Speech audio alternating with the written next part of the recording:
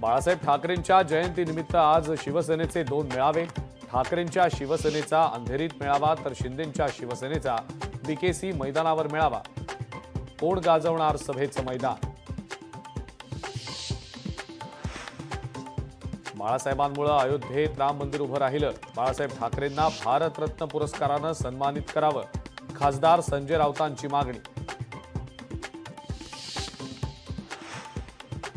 भाजपच्या मंत्र्यांच्या कामावर आता संघाची नजर। भाजपच्या प्रत्येक मंत्र्यासोबत राहणार संघाचा स्वयंसेवक ओएसडी।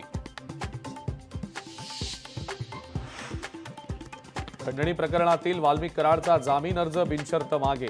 न्यायालयीन कोठडीनंतर वकिलानं केज कोर्टात जामिनासाठी दिलेला अर्ज मागे।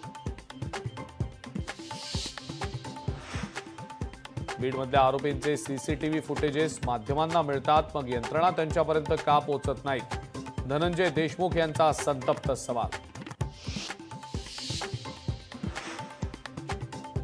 मुख्यमंत्री देवेंद्र फडणवीसांची आज संध्याकाळी 7 वाजता दावोसमधून पत्रकार परिषद। महाराष्ट्रासाठी कोणती मोठी घोषणा करणार का याकडे लक्ष।